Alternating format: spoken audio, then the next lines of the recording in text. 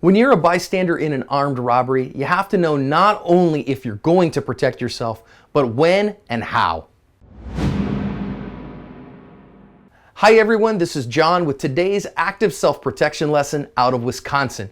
This incident that we see on surveillance video is actually the very first defensive encounter where a concealed carry holder in Wisconsin saved themselves and everyone around them after Wisconsin installed CCW laws for everyone. We're going to learn some important lessons here about being a bystander in an armed robbery. We're also going to learn about getting our family to safety, about making good decisions in an armed robbery, and about ending the threat quickly.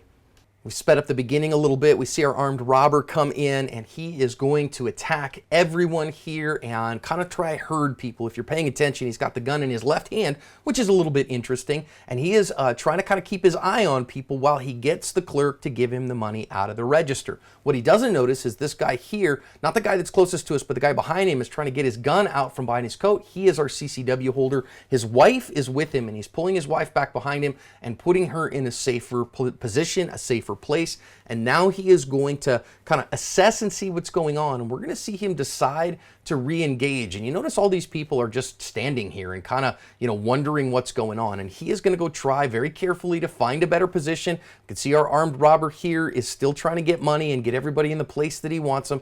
And our defender here is creeping closer, looking for his opportunity. Well, he finally finds it, and you notice there he's not able to get his gun in the fight at first. And there in that second bit, he was able to get the safety off and get the shots down range. And this guy is going to run off here. Now we see our defender here puts his firearm away, and the bad guy is running out. Looks like the broken glass from the shot there, and he runs off, and he's going to get a long time in prison because this is, I think, the third in a string of robberies that he had perpetrated. Let's go back and learn some lessons on this one, some significant ones about the bystander effect here. You're always going to operate out of the ambush. And here we see that the armed robber always has the initiative, and so what are you going to do? Well, camouflage is definitely your best bet here and being a part of the crowd, but you can't stay in the danger zone as a bystander. If you can get out of there, get out of there.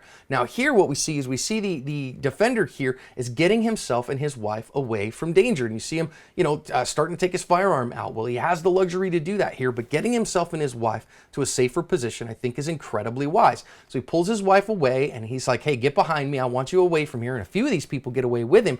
But now she is starting to get into a safe place, and I want to ask you, would you re-engage here? I think it's something you got to think about. Would have been perfectly morally acceptable for him to take his wife, to get to the back of the store and to get away from the armed robber. He does not necessarily, he certainly have a legal obligation to protect anybody else. A moral obligation is another question entirely. I think his first responsibility is to his wife, his family, his children.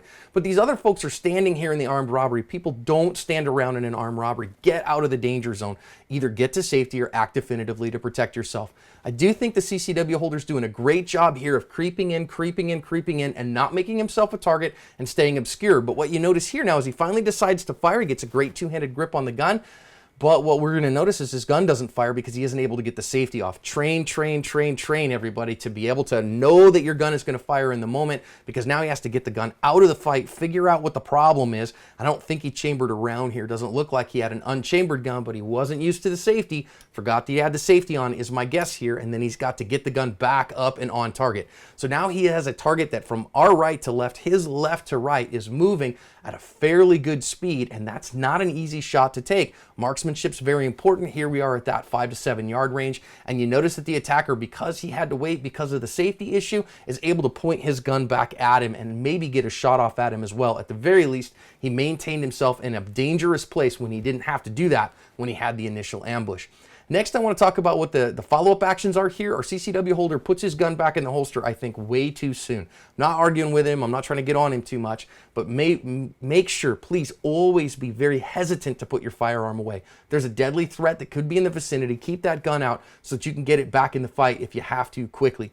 Now, this guy runs off as well, and that's a good stop. It's a psychological stop, but this guy runs off. He's not a danger to anybody else anymore, and so that was a great stop. This guy did a fantastic job. Paved the way for other concealed carry holders to carry effectively and to train and to use it. Good job for him of protecting everybody there and covering his asp.